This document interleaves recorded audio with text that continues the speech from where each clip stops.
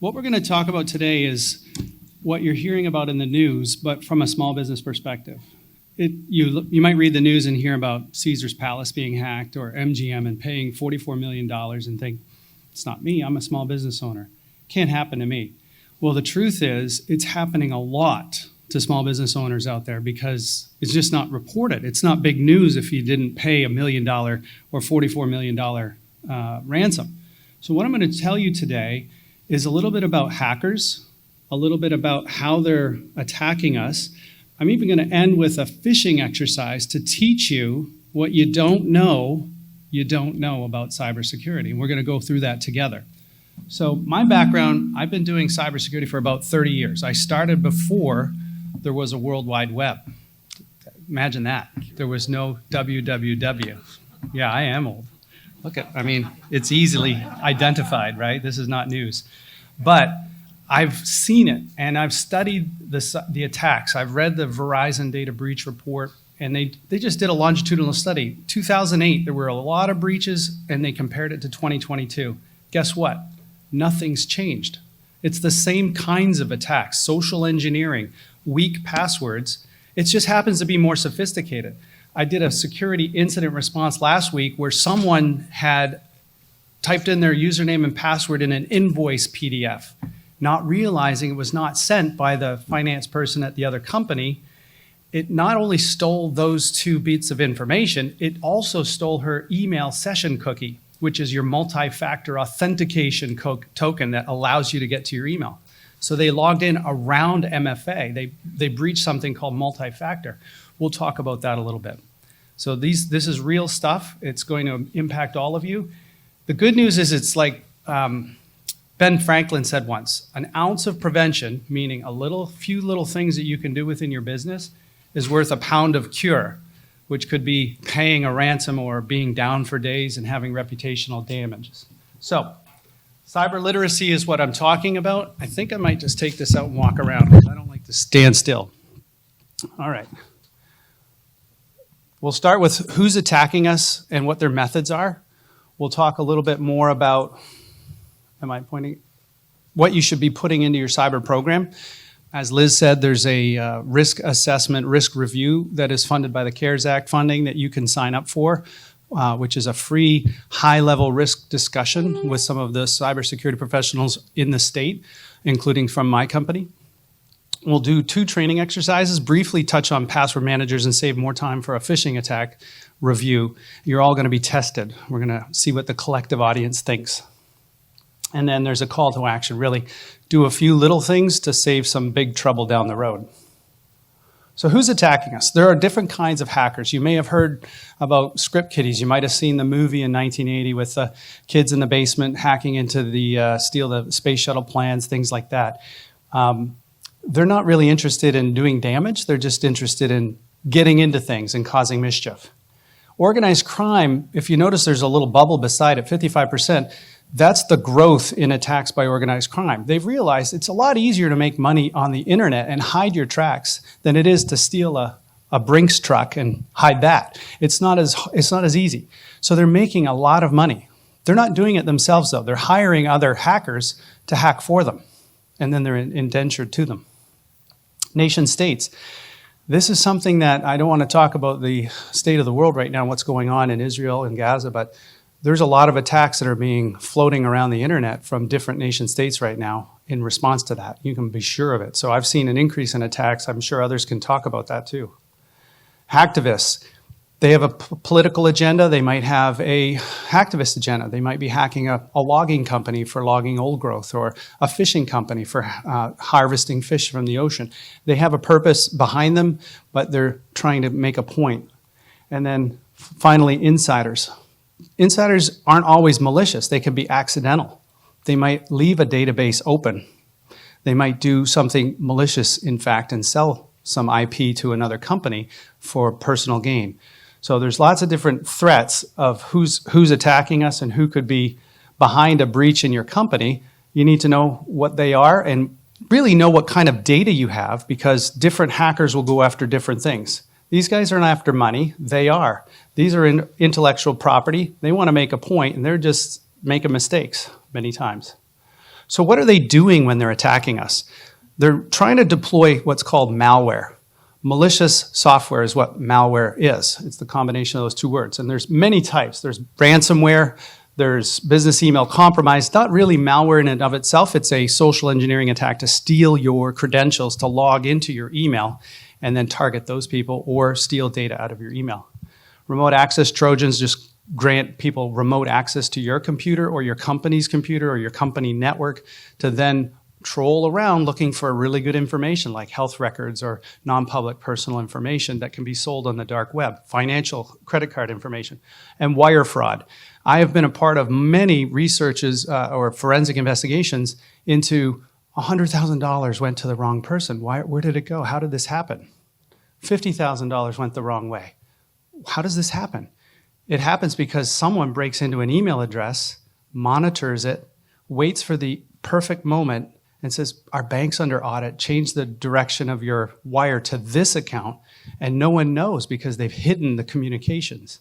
So these things happen all the time. You got to be on the lookout for it. And ChatGPT, there's some really good conversations today about AI.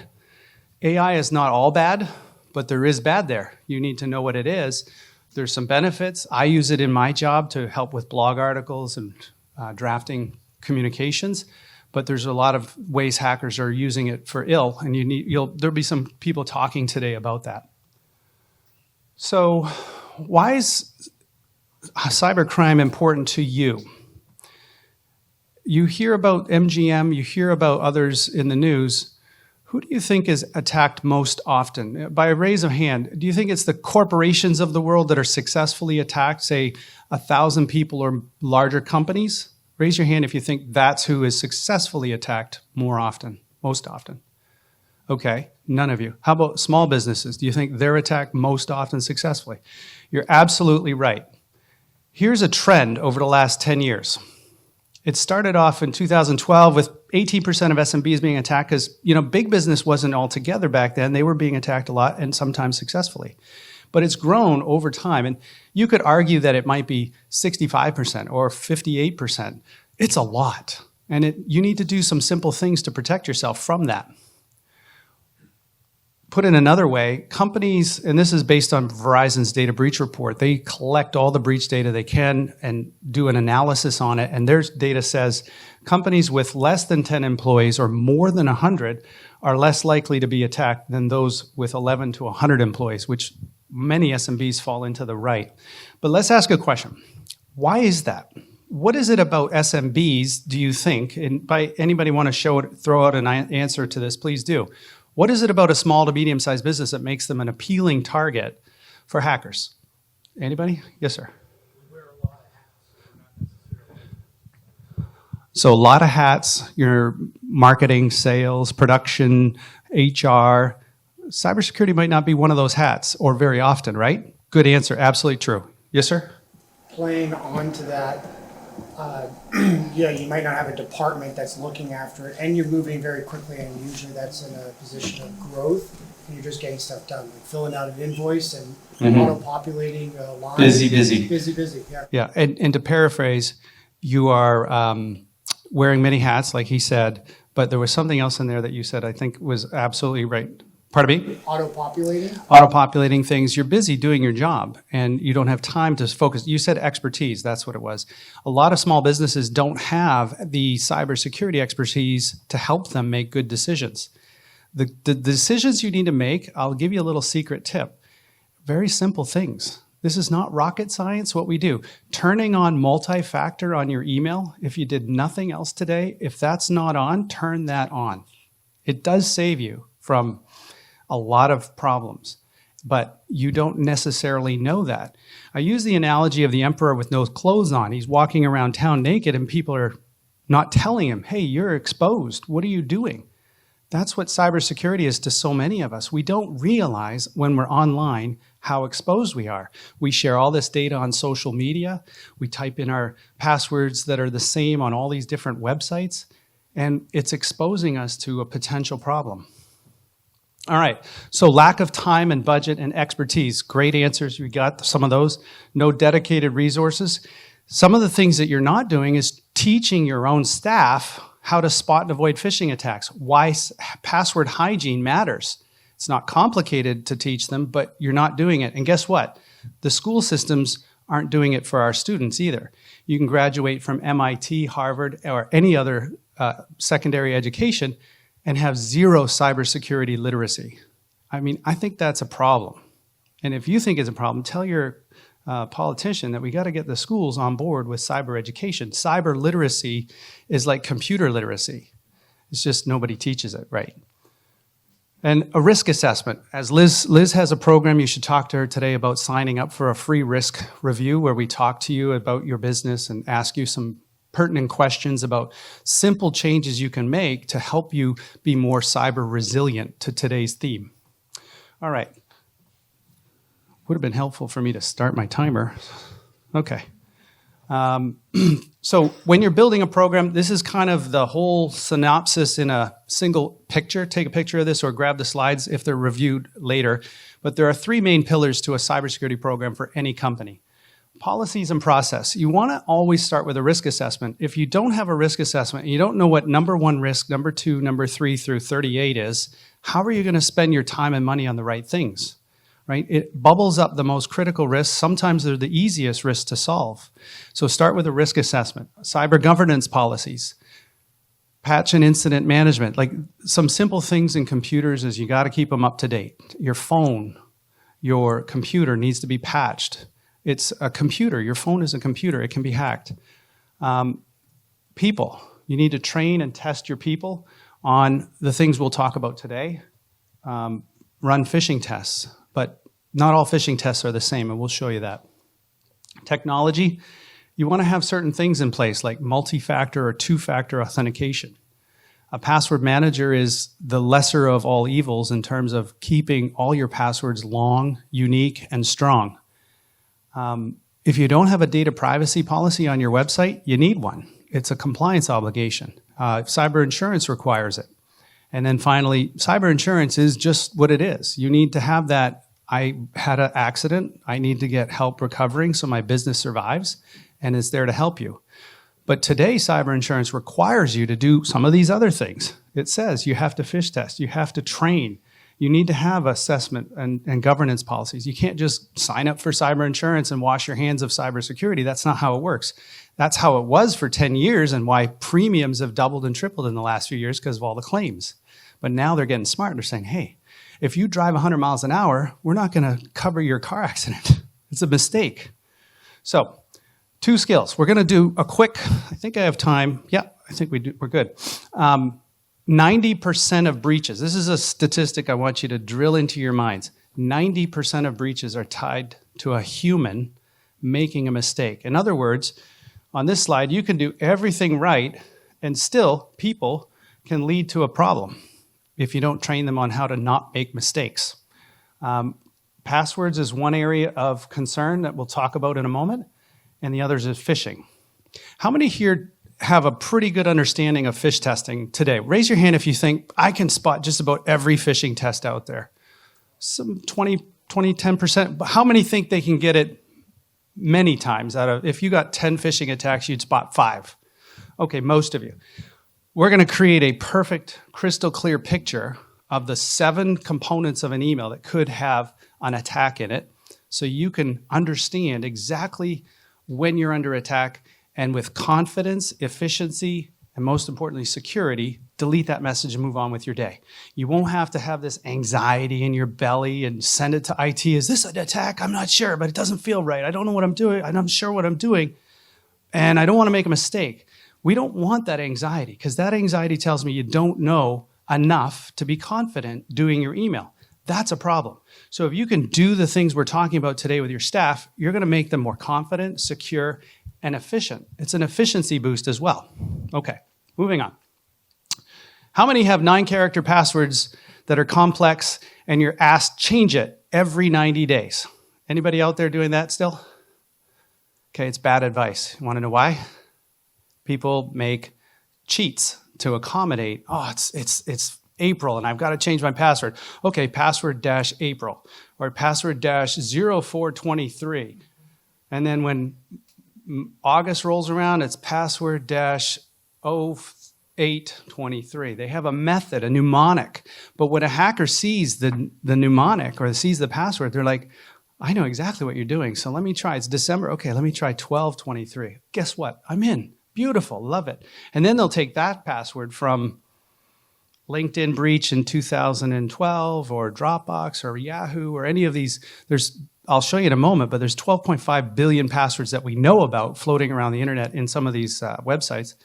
They'll take that and they'll try to log into your email. And if you don't have MFA, multi-factor, they'll get right in. Then they can scrape all the email addresses and send an email to all your friends saying, hey, it's Paul. I'd like to have you open this invoice and pay me for it, please. And you're like, Paul doesn't invoice me. What's going on? So in 2017, NIST changed their advice. They said, we got it wrong in 2003. We want people to have longer passwords. 12 or more characters is really good, but they have to be all different. How many accounts do people have? If you have 50 or fewer accounts, put your hand up that you use every day. So 50 or fewer accounts? Okay, how about 100 or fewer? Anybody have 100? How many have 425 like I do? A few of you. Okay, how could you possibly remember that many different passwords that are all unique? It's impossible. So we, as security professionals, we recommend something called a password manager. The problem is any software ever written is perfect. None of it is perfect. So there could be a bug in that. You've got to pay attention. You've got to pick carefully. We're going to talk about that. There's some advice here around passwords that you should do. Watch the presentation. This is a free website. If you have internet now, pull out your phone and go to Have I Been Pwned and put in your oldest personal email. You'll see that when I started using this site almost 10 years ago, they had 1.3 billion accounts in that database of information about email address and password or this or that. And quite frankly, it's grown by a factor of 10. Now they have 12.5 billion as of March. I think it's 12.8 billion now. And these are your email address tied to information that they found on the dark web from breaches. Companies, big famous companies and small companies are hacked into, and they steal the database of the user's email and password. So they have our passwords. They have all of our favorite password. If you have one, they know it, and they can use it to log into our websites. So I have a question. If you have 50 or more accounts, if you had 10 or more accounts to save a unique 12-character password, could you remember it without a predictable mnemonic, a prefix or a suffix on your favorite password? Adopt a password manager like I do. Now, I don't necessarily endorse these two alone, but there are others that aren't doing things like vulnerability scanning, pen testing their architecture, application code reviews. There's one in particular that has been breached twice in recent years that I've stopped recommending. Do your own research. We have a blog article on cyberhoot.com about how you should pick a password manager and what criteria you should think about before adopting one of these. It's important you know the risks. Always turn on multi-factor to open or decrypt your password manager. Always set a long 20-character password. It's a passphrase. In our training at Cyberhoot, which by the way is free for individuals, you can sign up at cyberhoot.com/individuals and get free training on passwords, password managers, and all this stuff I'm talking about. It says to create a passphrase. Was my first car a pickle? Would be an example of something. Don't use that, but that's the kind of memorable password manager phrase that is 20 characters long that can get you through into your password manager. Okay. It's time for interactive discussions. We're going to do a phishing test. Are you ready? So, this is one of the exercises at cyberhoot.com that teaches employees about phishing and how to spot it. So, you would get an email from Cyberhoot if you're enrolled as an individual or as a company that says, this is unusual because most of the industry, how many are familiar with attack-based phishing, where the IT department sends a tricky email to my inbox to see if I can click on it? That's negative reinforcement for doing the right thing. If you click on it, you get punished with more training. It's days later, you don't know what you clicked on that caused you to fail the test, but you failed. This is a positive reinforcement method of fish training. It teaches you what you need to know in the moment, and you pass a test as an outcome. So it's far more, I think, educational in the moment. And what I tell people is this is teaching you the things you don't know about phishing. You're here because your company has a phishing test for you. I think maybe I can use the pointer. If you want to scroll down a little bit. So this is not a normal phishing test. We're not trying to trick you. We're telling you you have a phishing test to take. And in our database, we've randomly selected from a database some examples of malicious entries or non-safe, like safe entries for these indicators here: sender, subject, greeting, spelling, punctuation and grammar, urgency or emotionality, I would add, links and attachments. If you think of these 7 things as a part of an email as a piece of a puzzle, many of you are walking around with one piece of the puzzle, maybe 2, to make the decision on every email in your inbox. Is that a very clear picture? Could there be attacks that come in that aren't part of those 2 pieces that you look at that could trick you into a ransomware event or a business email compromise or something else? So what we're doing is we're going to complete the puzzle for you so you have a crystal clear picture of phishing and you can walk through your email with confidence. Isn't that a great idea? So you're going to tell us in this next exercise what's safe and what's not. If you're not sure, we have a Help Me link. We're even better than just testing what you already know, because most of you don't know what you need to know. So we give you an open book approach. If you're not sure what to look for, hover over the Help Me and we'll tell you what you should be looking for in the sender or the greeting or the subject. With that, we'll get started. Okay, here's an email from Equifax. Again, there are 7 tests in this, or 6. I want you guys to tell me what you think, if you think this sender is safe. And if you would hover over that for me, does that look like a safe sender from Equifax? It says info@e.equifaxius.com. Safe or unsafe? Could you hover over the Help Me for a moment? The reason it's unsafe is because hackers can't email us from the domains they're impersonating. So they change little letters here and there. Many times it's not as obvious as this. They might take an M in Amazon and turn it into an R and an N, or an I into an L, O into a 0. It's subtle. And I'm not even talking about when they use different language characters. There's a way to turn an A in one language of English into a Cyrillic A, and it's almost indistinguishable. It's very, very hard. Fortunately, we don't get those very often, but that's what you're looking for. Watch for typo-squatted domains. So we'll mark that as unsafe. You guys passed the first test. Good job. Now the subject. If you hover over the Help Me for a moment, the subject's kind of tricky because many times the subject doesn't give us any clue that you're under attack, but there are red flags that give a hacker away. A spelling mistake, artificial urgency, something too good to be true are all red flags that if you see, hackles up, be careful, look at some other confirmation items. So this subject line says, stop paying more for things. Check your credit report today. Just do it. Is there any grammatical error there? There's probably a period missing. There's some capitalization, exclamation marks. Is that artificial urgency or is that just informative? Do you think this would be sent by Equifax in that kind of context? So we're in agreement, not safe? All right, not safe.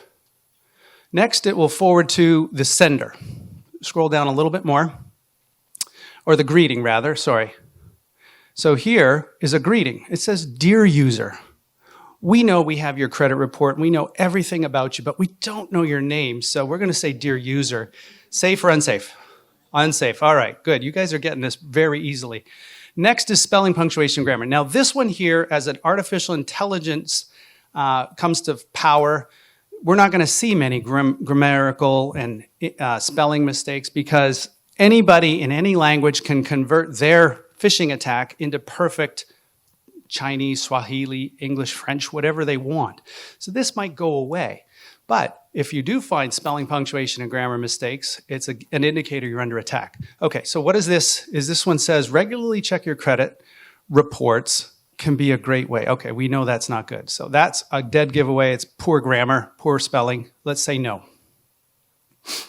This question here is the one that really ties all of this together.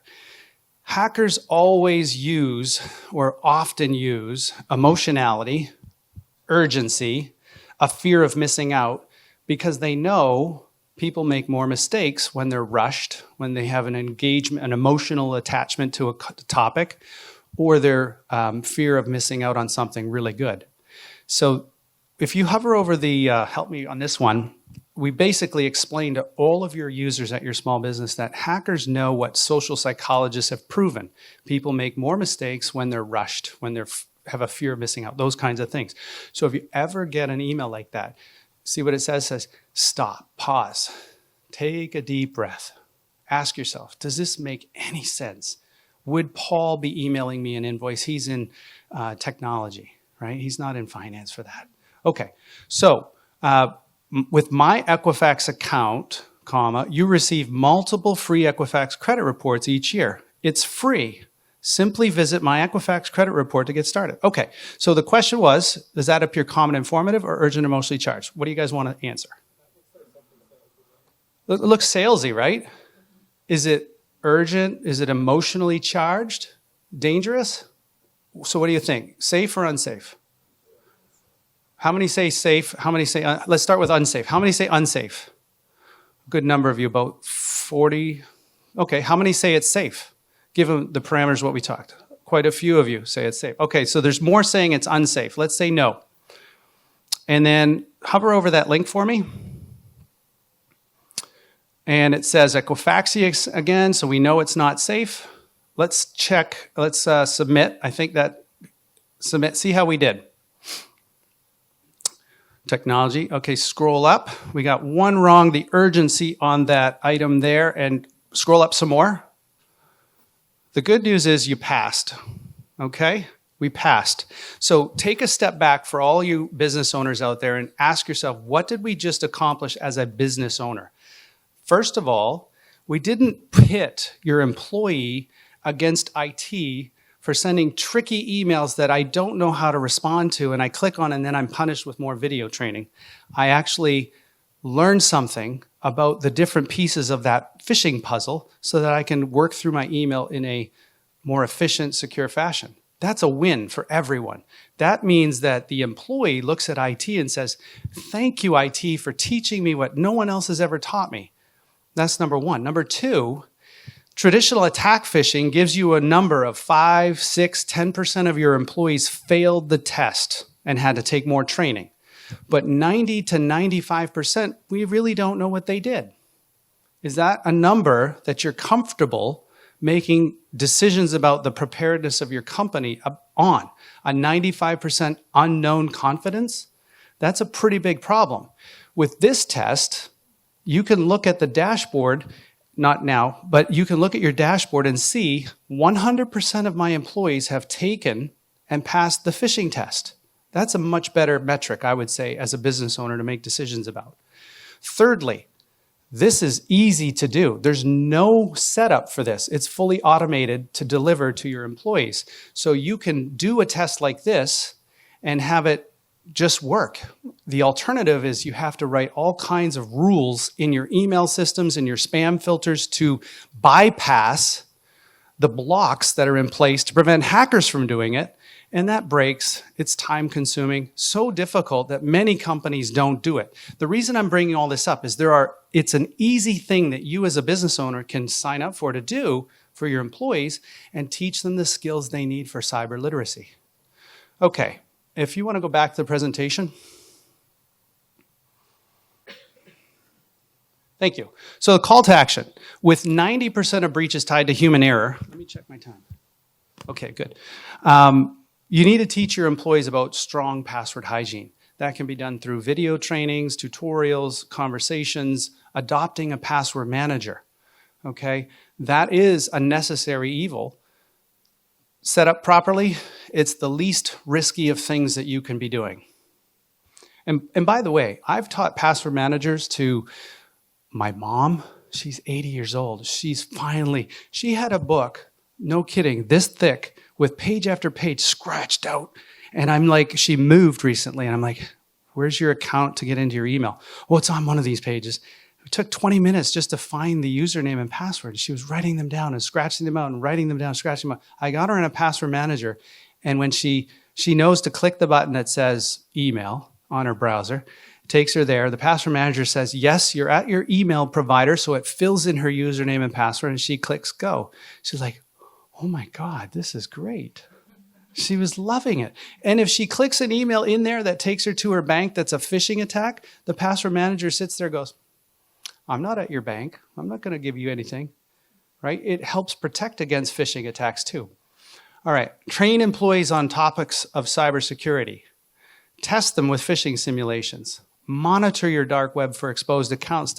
If somebody pushes back and you say, I'm not going to do passwords and password managers, and I don't want to turn on MFA, that's too time consuming. Show them their exposed accounts and say, well, here's your favorite password. Here's your second favorite password. Here's your third favorite password. Here's your kids' names. Here's your address, your home address. And okay, maybe I will turn this stuff on. Govern employees with policies. And that's the end. Thank you to them and SBDC for having me today. Hopefully we taught you something. And this afternoon, we're going to have a panel discussion, which I hope you'll stay for, and will allow you to ask all the questions that you want. I think I'm out of time, right? Isn't it right on the time? I have time for one question or no? One question, sure. Quick question on spam filters. Yes? So it seems like a lot of the spam gets caught, but even my own email to myself sometimes from, I use Shopify as my platform, shows up as not safe. What are spam filters catching, and how much can you trust the spam filters? Technology is not perfect, right? You're taking a strainer, right? Imagine your colander for spaghetti, and you're putting all your email through it. Sometimes something bad will get through the colander and fall out the bottom. Sometimes bad things will get stuck in the colander. Nothing is perfect. There are lots of really good providers for spam filters. I would always recommend having a spam filter in place. And there are widgets within the spam filter that says, how aggressive do you want me to be? And if you pull it too far to the right for too aggressive, blocking more emails, some are going to be legitimate and they're going to get caught. It just has metrics and heuristics that say, is this mail exchange record set up properly to trust the sender? In Spotify, yes, it would be. Many of us don't have SPF, DKIM, and DMARC records set up for those are MX records or mail exchange records. It's a complicated thing, but your cybersecurity consultant can help you with that. Need to be set up. Reality is we all need spam filters. Otherwise, our inbox would balloon to 500 messages a day, of which 400 would be bad. Make sense? All right. I will be at the back. If you have other questions, stop by. I can answer those, or wait for the conversation today at 1 o'clock. We'll have 3 experts that know more than I do about cybersecurity, and we'll be having a nice conversation about that. So thank you very much.